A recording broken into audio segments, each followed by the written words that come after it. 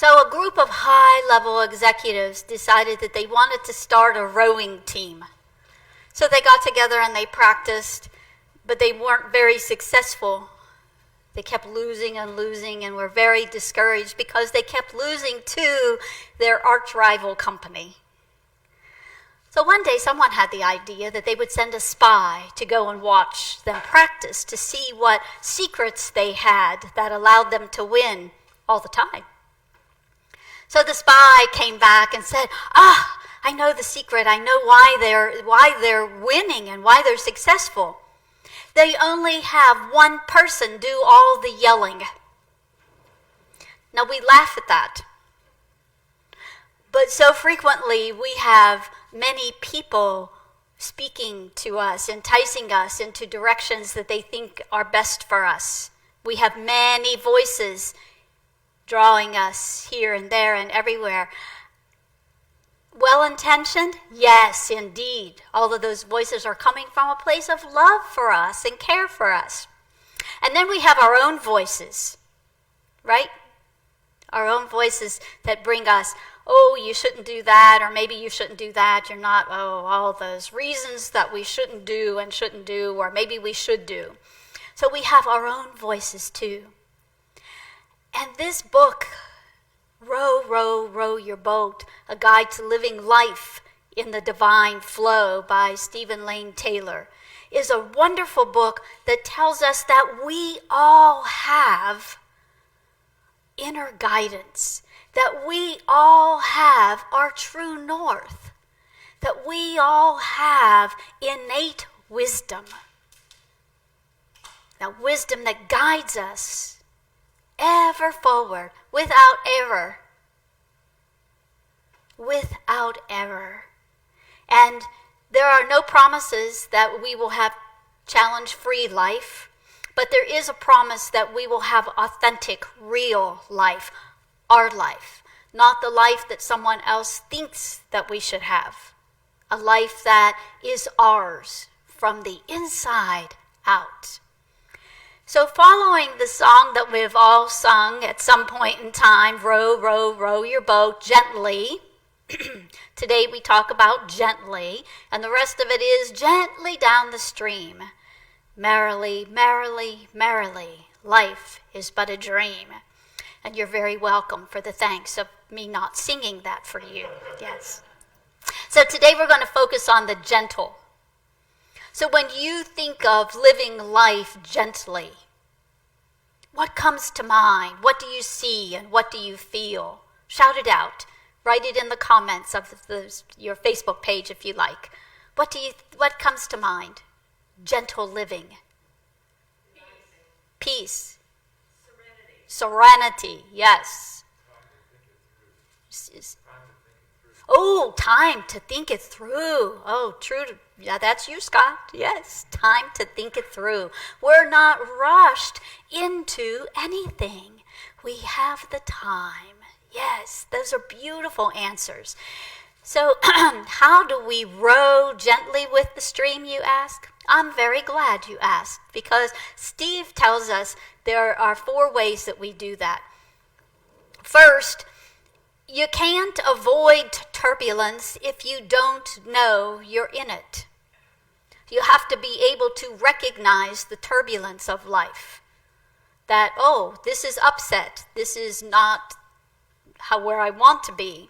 And some of you know that I have an alarm set on my phone for every hour of the day to cause me to pause, to check in.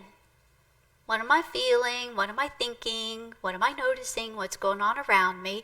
And then to settle into that Thich Nhat Hanh mindfulness meditation. I do that every hour. And most often when I check in, I'm pretty peaceful. And yet I continue with that mindfulness moment because no matter where I am, it elevates me even further. It's really simple and easy to do. You can do it at a meeting. Don't tell anybody. No one will notice that you're doing it. You can do it in a class. You can do it at a traffic light. No matter where you are, you can pause just to check in. See what's going on inside this physical form that we have. See what's rolling around in our mind. Because our mind sometimes goes naturally to a negative place, and we can bring it on back. I want you to know that our Board of Trustees indulges me, and when we have our meetings, when my alarm goes off, the board pauses, and we do the mindfulness moment, and the energy of the room is elevated. So even when it's a good space, it is a higher space when we do the mindfulness moment. So will you do it with me? Very quickly, just check where you are. What are you feeling inside? Own it, no matter what it is. What are you noticing around you? Own that too, no matter what it is. And if it suits you and if you're comfortable, just close your outer eyes. And as we breathe in, we notice that we're breathing in.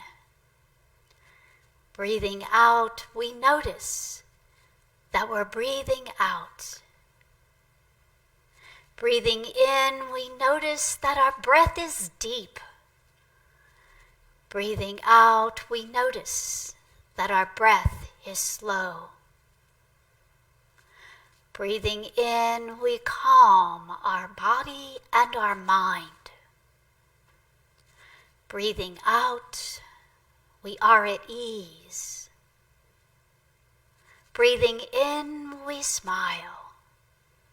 Breathing out, we release. Breathing in, we return to this very moment. Breathing out, we know this is a wonderful moment. And we open our eyes and become present to the space. Did you notice any shift or change? Yes, there are heads nodding. So even if you're in a good place, your space becomes really good and then super good. And as the day goes on, you notice that you're floating through the day instead of dragging yourself through the day. So extend an invitation for any kind of mindfulness practice as many times of the day as you can, so that you recognize when turbulence moves, either inside you or around you, and you can shift and change that turbulence. We don't know that we're in turbulence sometimes. Now, the second thing he says is that you can't feel the flow if you're stirring the stream. Who, me? Stir the stream? You might say. Yes, you. And yes, me. We stir the stream. We believe in unity, that we create our experiences by the activity of our thinking. And sometimes that thinking, oh boy. Yes, listen to yourself when the Cowboys lose again. Listen to yourself when you can't get to your destination on time. Yes, we stir the stream. And we know when we're stirring the stream because there are signs along the way. When we notice that we can't make progress towards our end goal, and it's more than just that little obstacle in the way, that little bump in the road. It's more that no matter what we do, we're not making it to our destination. When we notice that we're short of all the resources that we think we need to accomplish our goal, to reach our destination, we're probably stirring the stream. And when we notice that we're going around and around and around in a circle, the same issue keeps coming again and again and again, we are stirring our stream. And when we're stirring that stream, we can't hear the divine. So the Psalms 46:10 says to be still and know that I am God. And we can interpret that verse to mean to stop the striving, to stop the pushing forward, to stop the insisting that things go my way. Oh boy, stop it. Stop that. And stop the fighting. Sometimes the fighting right within ourselves. Stop the fighting. And we can become intent on the doing that we forget to be. We forget to be. We get so busy being busy, doing, that we forget to stop, to be patient, to be open, to be honest with ourselves, to be courageous, to be vulnerable, to be still, to be divine, to be authentic, no matter what that looks like at any given moment, and to be willing. Those are all the things that we can be when we stop stirring the stream. The next thing he says is that it's hard to see the signs and hear the message is if you have become part of chaos, if you've rode into chaos. You ever find yourself in chaos? Yeah. Every now and then in life we find ourselves amidst the chaos. And when we row, and have rowed our boat into that climate of chaos, maybe we've gotten hooked on a political topic. Ever have that happen? Maybe we've gotten hooked on one of the myriad of topics around COVID and the pandemic, and have you done that? Getting hooked in those things? That draws us right into chaos.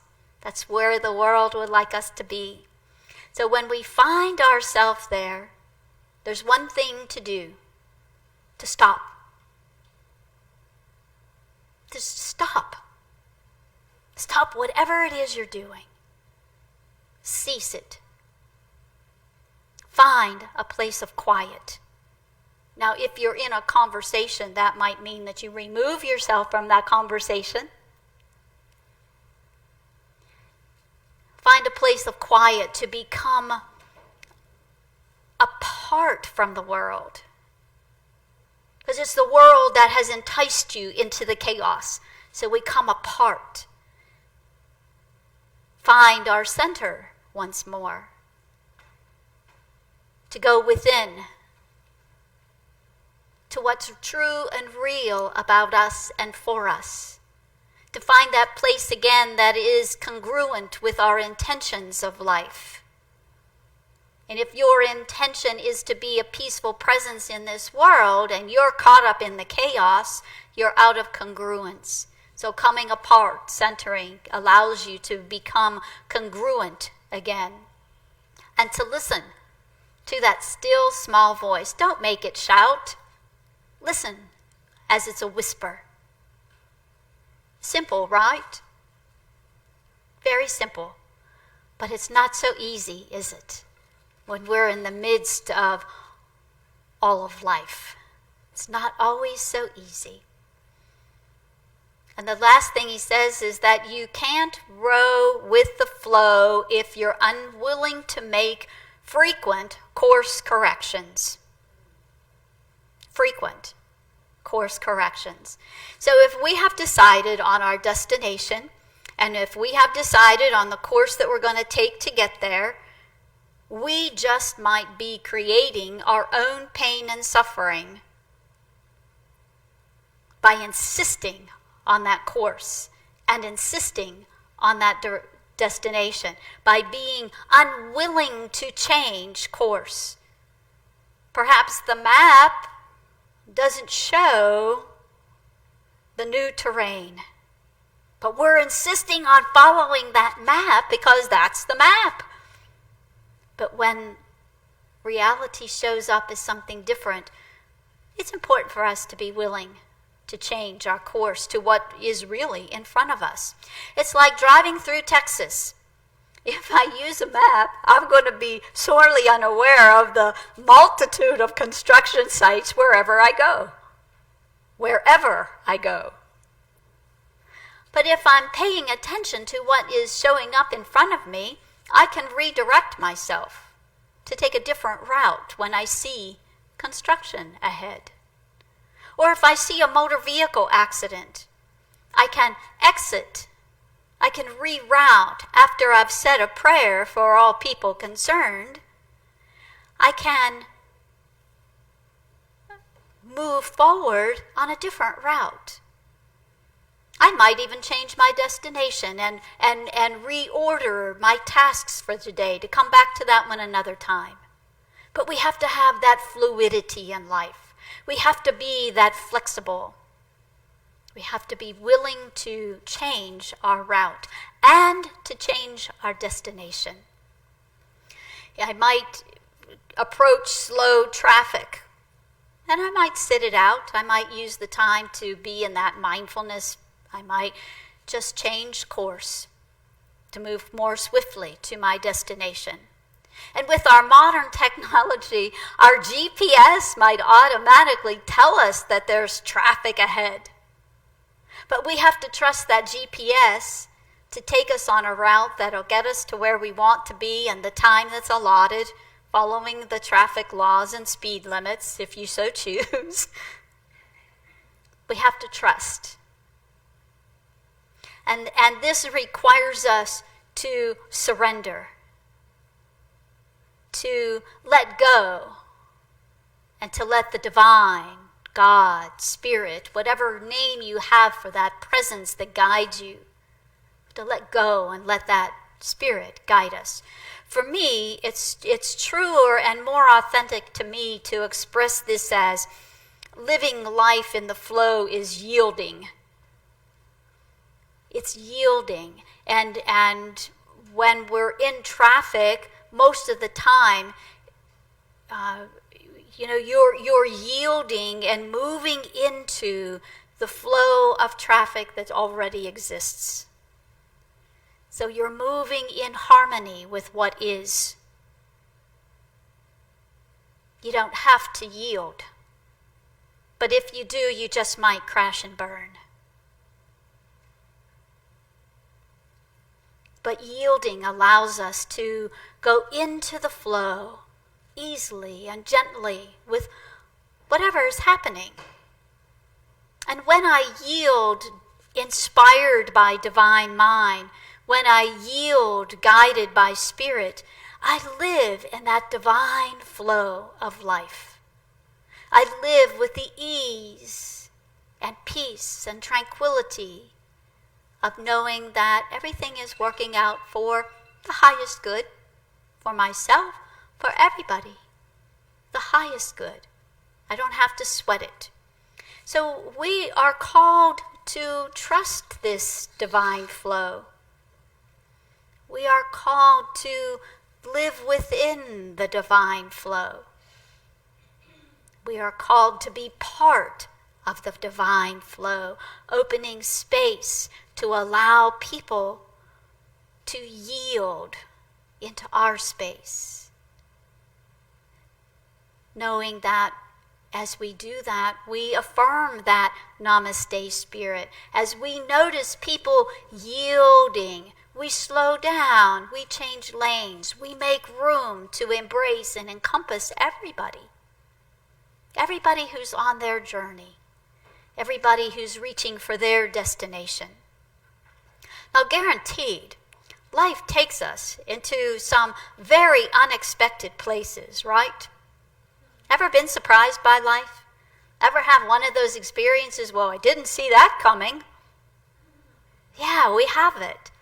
And when we're willing to allow it, life can surprise and delight us beyond our imagination. But we have to be open. We have to be receptive. If we're all rigid and conform to our given destination and nothing's going to stop us. Remember, that's the first story that Steve told. He had to be in control. When we are at ease, knowing that the divine, the universe always has our highest good, is always lifting us and carrying us to our highest good, we can see those unexpected places as opportunities for joy, opportunities for wonderment. And life brings changes and twists and turns in many different directions. We all know that to be true. When I look at you, I know you've all lived long enough to at least have one surprise in life, right? Yes. And life might look very differently than what we had imagined. That corporate job that we imagined might just turn out to be something very different. That corporate job that you imagined might just take you on the journey to becoming a minister instead, when we're open. Life will take you to higher places that in our human mind, our limited mind, we can't even imagine. And there might be pain, there might be suffering sometimes in parts of that journey. And there's meaning in that pain, and there's meaning in that suffering. You get to determine what that meaning is. You get to decide what good is underlying all of that. We all get to make those choices and give the meaning to our life that it deserves. So we practice living in the flow by noticing when we're in the turbulence, by feeling when we're stirring the stream rather than flowing with the divine, and when we are stopping when we touch the chaos. When we find ourselves in chaotic, we can stop. And by being willing to course correct, to change our direction at any time, that's living in the flow. So by now you know how it goes. Left hand over your right arm, right hand over your left, and give yourself a big old squeeze. You have been loved and hugged.